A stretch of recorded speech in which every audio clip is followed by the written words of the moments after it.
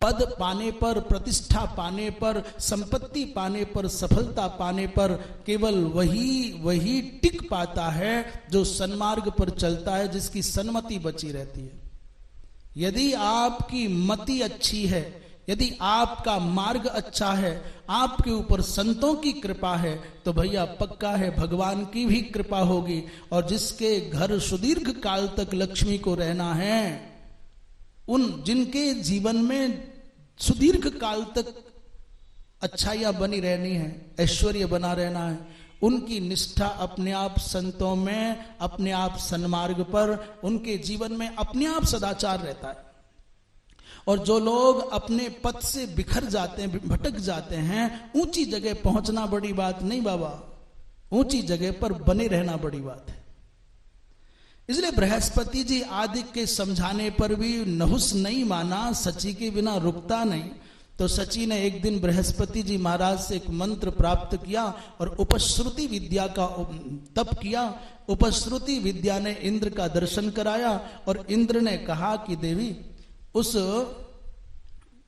नहुस से कहो कि अब तक जितने भी लोग विवाह करने आए, कोई हाथी पर, कोई घोड़े पर, कोई रथ पर, कोई कहीं, आप तो ऐसी सवारी पर चढ़ करके आओ जैसी सवारी पर आज तक कोई चढ़ा न हो। उसके सामने सप्तर्षि जा रहे थे।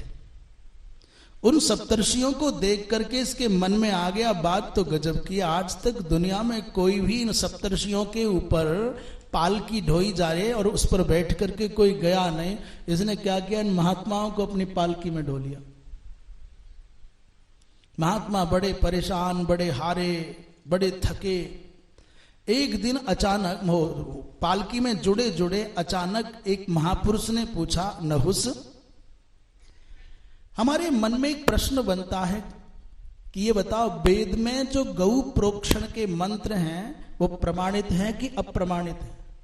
गौ प्रोक्षण का तात्पर्य अर्थात गोमेध यज्ञ से संबंधित कुछ प्रश्न हैं, गौ माता से संबंधित कुछ प्रश्न हैं, वो प्रामाणिक हैं कि अप्रामाणिक हैं? प्रोक्षण शब्द का यहां गोपनीय अर्थ है। तो नहुस ने जैसे ही कहा कि मंत्र अप्रामाणिक हैं, तो वेद को अप्रामाणिक बताने के कारण महाराज उसका तेज क्षीण हो गया। ऋषि गणों ने कहा, राजन, ये मंत्र प्रमाणित हैं और तुम अप्रामाणिक कहते हो, तुम वेदों के प्रामाण्य पर शंका करते हो। ऐसा कह करके थोड़ा बहस होने लग गई। महात्मा कहते, ऋषि कहते वेद प्रमाण है, और नहुस कहता ये मंत्र प्रमाण नहीं है। क्रोध में भर करके नहुस ने अगस्त जी महाराज के सर पर ठोकर मार दी। अथ माम अस्पृशन मूर्धनि पादेना अधर्म पीड़ितः। ये अगस्त जी महाराज जब कथा सुना रहे हैं तब का प्रसंग है। कहते मेरे ऊपर उसने प्रहार कर दिया।